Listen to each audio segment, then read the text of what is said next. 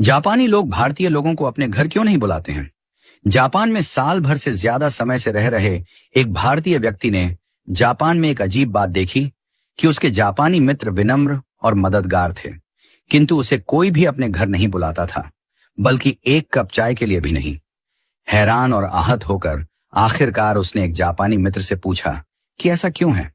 काफी देर तक चुप रहने के बाद उस दोस्त ने भारतीय व्यक्ति को जवाब दिया कि हमें भारतीय इतिहास पढ़ाया जाता है, किंतु प्रेरणा लेने के लिए नहीं, बल्कि एक चेतावनी के तौर पर। यह सुनकर उस भारतीय व्यक्ति ने हैरान होकर पूछा, क्या चेतावनी? भारतीय इतिहास चेतावनी के तौर पर पढ़ाया जाता है? प्लीज बताओ ऐसा क्यों है? तब जापानी दोस्त ने उससे पूछा कि बताओ कितने अंग्रेजों ने भारत पर राज किया था? तब भारतीय व्यक्ति ने कहा, शायद लगभग 10,000। जापानी व्यक्ति ने गंभीरता से सिर हिलाया और पूछा, उस समय भारत में 30 करोड़ से ज्यादा भारतीय रहते थे, है ना? तो फिर तुम्हारे लोगों पर अत्याचार किसने किया? उन्हें कोड़े मारने, यातना देने और गोली मारने के आदेशों का पालन किसने किया था? फिर उसने जोर देकर पूछा कि जब जनरल डायर ने जलियांवाला बाग में गोली चलाने का आदेश दिया तो ट्रिगर किसने दबाया था? क्या वे अंग्रेज सैनिक थे? नहीं, वे भारतीय थे।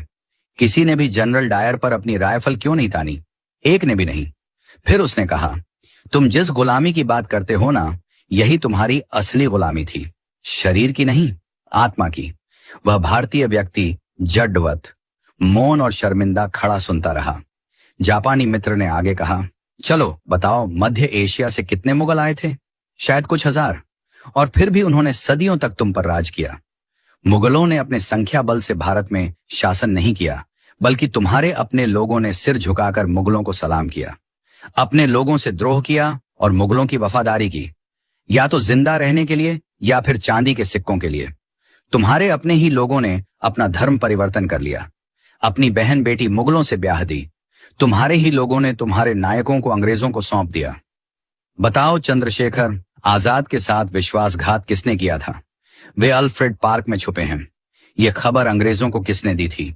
भगत सिंह को, उस समय के बड़े राजनेता जो अंग्रेजों से अपनी बातें मनवा सकते थे, उनकी अनुमति के बिना फांसी पर चढ़ाना आसान था क्या? जो कि खुद को देशभक्त कहते थे। तुम भारतीयों को विदेशी दुश्मनों की जरूरत नहीं है। तुम्हारे ही लोग सत्ता, पद और निजी लाभ के लिए बार बार तुम्हें धोखा देते हैं। इसलिए हम भारतीयों से दूरी बनाकर रखते हैं।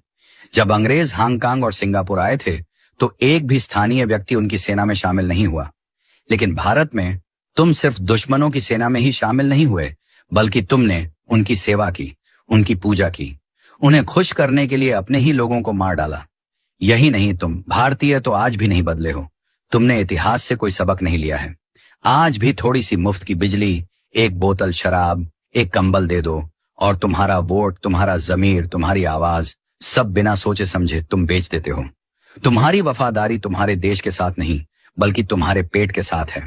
तुम नारे लगाते हो, तुम विरोध प्रदर्शन करते हो, लेकिन जब देश को तुम्हारे बलिदान की जरूरत पड़ती है, तब तुम कहां होते हो? तुम्हारी पहली वफादारी अभी भी अपने घर, परिवार, पत्नी, बच्चों और धन संपत्ति के प्रति है। बाकी देश और धर्म जाएं भाड़ में। इतना कहकर वह जापानी वहां से चला गया और वह भारतीय शर्म के मारे सिर नीचे किए वहीं पत्थर की तरह खड़ा रह गया।